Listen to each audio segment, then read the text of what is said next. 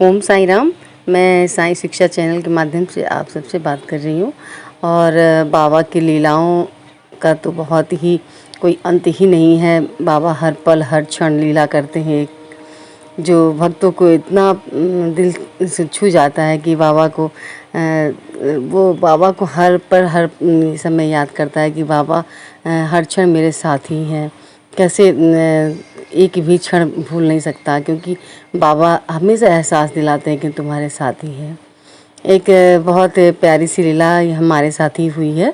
ये 2 दिन पहले की घटना है कि जब मैं मतलब मुझे गले में चिक चढ़ गया है, चिक चढ़ गया था, मतलब गले में नस चढ़ जाती है जो, वो वाली प्रॉब्लम थी। बहुत ज़्यादा दर्द हो रहा था, बहुत ज़्यादा पेन थी। तो मैं एक दर्द की दवा जो है मैंने खाया।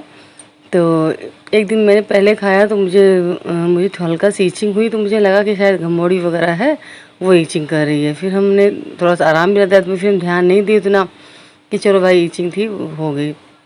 फिर दूसरे दिन मैंने फिर वो ब्राउन टैबलेट थी, मतलब मैंने खाया और वो दर्द बहुत ज़्यादा था, मतलब दर्द नहीं ठीक हो रहा है, गले में बहुत प्रॉब्लम थी। ये गले की मुझे नस चढ़ जा रही, ना सोते बैठना था, बैठते ना सांस लेते भी दिक्कत हो रही थी, ऐसी दिक्कत थी बिल्कुल। तो मैंने फिर दूसरे दिन भी मैंने दर्द की दवा खाई। दूसरे दिन भी दर्द की दवा जब मैंने खाई तो वो ईचिंग इतनी ज़्यादा थी मेरे मतलब शरीर में पूरे में। तो मैंने कहा कि घमौड़ियाँ हमको हो गई थोड़ी बहुत, तो मुझे लगा इसी वजह से ईचिंग हुई। लेकिन जब हाथ की हथेलियों में, पैर में, मतलब हर जगह वो ईचिंग इतनी ज़्यादा हो गई थी, इतनी ज़्यादा कि घबरा और भी बेचैनी, घबराहट बहुत ज़्यादा हो रही थी। तो हाँ, मतलब मैंने अपने हस्बैंड को उठाया और कहा, रात की बात थी 12-1 बजे, मतलब 11 बजे मैंने खाया, आधा 1 घंटे बाद ही में प्रॉब्लम होगी। 1 घंटा तो मैंने सहन किया कि हो सकता है ठीक हो जाए, कुछ ऐसी गर्मी है, हो सकता है इस वजह से ऐसा हो रहा हो।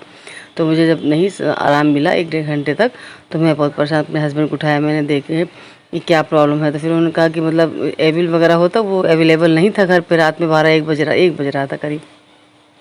तो हम लोग फिर कहा कि चलो ठीक है, फिर देखते। उसमें उल्टी भी खूब होने लगी, तो 3 बार उल्टी हुई, मतलब बहुत ज़्यादा तकलीफ़, पेट में दर्द, हर तरह से परेशान, इतना ज़्यादा परेशान हो रही थी मैं कि क्या बात हो गई। तो फिर मुझे समझ में ही नहीं आ रहा था।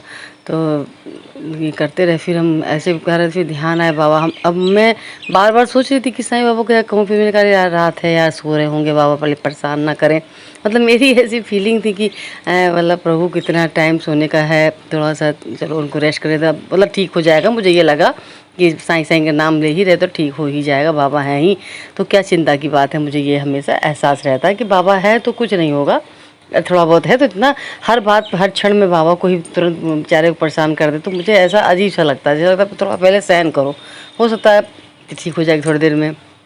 तो मैंने वैसे ही किया, मतलब मैं विदिन 2-3 घंटा मतलब सहन करती रही, इधर-उधर मतलब करती रही, पानी पीना, मतलब बार-बार मेरे हस्बैंड के बार-बार पानी पियो तो यूरिन के माध्यम से मतलब निकल जाएगा, मतलब उसकी असर कम हो जाएगा। फिर वोमिटिंग भी होगी 2-3 बार, मुझे लगा उससे असर थोड़ा कम हुआ, तब भी नहीं हो रहा था। और ऊपर से सरोवर में भी खुजली, हाथ में पूरे, मतलब कान वान सब में खुजली हो, लाल-लाल हल्का सा स्पॉट आने लगा बिल्कुल। हम लोग सोचे थे अब चलो, इन्होंने कहा चलो अस्पताल चलो, मतलब दिखा दे रहे हैं।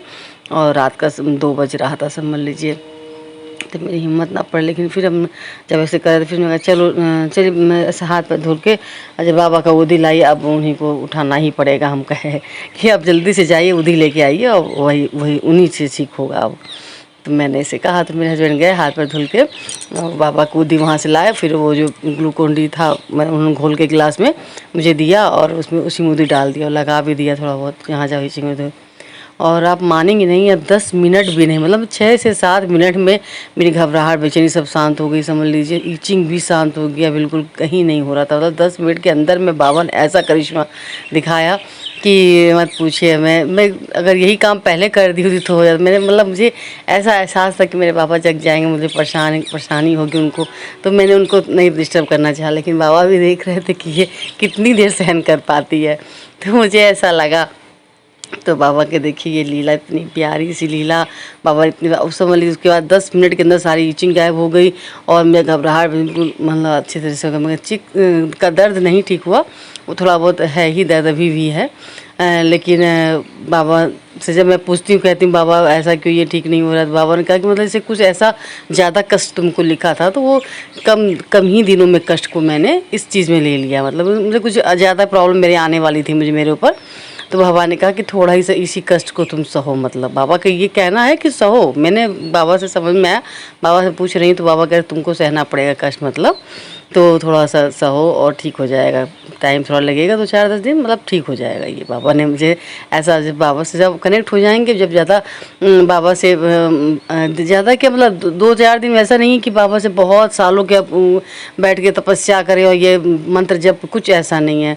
बाबा हैं आपके सामने, आपको एक तस्वीर मिली, सिर्फ उनकी आँख में डाल के बाबा से बात करनी, देखनी होती है। बाबा आप जब उनसे सब बातें, अपने कष्ट दुख सुख जितनी भी हैं वो आप बात करिए बाबा से, और आप उसी तरह जवाब देंगे। जो आपके मन भावना आएगी, बाबा ये ऐसा हुआ, तो तुरंत आप समझ, अच्छा बाबा ही कह रहे हैं। क्योंकि जो आपने सोचा ना हो, एकाएक वो मेरे अंदर फीलिंग आ जाए, तो समझ लीजिए बाबा का ही कनेक्शन है। तो वैसे ही मैंने बाबा से पूछा कि बाबा ये दर्द क्यों नहीं ठीक हो रहा है, तो वो कहे कि तुमको कष्ट है थोड़ा सा, तुम सह लो और ठीक हो जाएगा, कोई बात नहीं है। तो आप सभी साईं भक्तों से ये नम्र निवेदन है कि आप सब बाबा पर पूर्ण विश्वास रखें और पूरी निष्ठा के साथ रखें। उनका 2 ही मंत्र है, श्रद्धा और सबूरी। श्रद्धा है तो सबूरी ज़रूर होना चाहिए, अगर सबूरी नहीं तो श्रद्धा का भी कोई जगह नहीं हो पाता है। तो इसलिए श्रद्धा सबूरी ज़रूर रखें और बाबा पर पूर्ण विश्वास रखें कि बाबा आज नहीं कल ज़रूर पूरा करेंगे। बाबा का नाम दयानिधि है, वो दया तो करेंगे कभी ना कभी, ये है। और ये सच्ची सी सच्ची घटना मेरे साथ खुद हुई है। और आप लोग को मैं इसीलिए कहती हूँ कि शायद आगे किसी और को इससे सुन के कुछ मोटिवेशन मिले, कि हिम्मत आए कि बाबा की लीलाओं से उनका दुख दूर हो जाए, उनका कष्ट दूर हो जाए। हो सकता है किसी की कुछ मदद हो जाए। मुझे ऐसा वहाँ से आप लोग इसको शेयर करिए और सब्सक्राइब करिए, जिससे कि और भी लोगों को इसका लाभ हो सके। ओम साईं राम, जय साईं राम।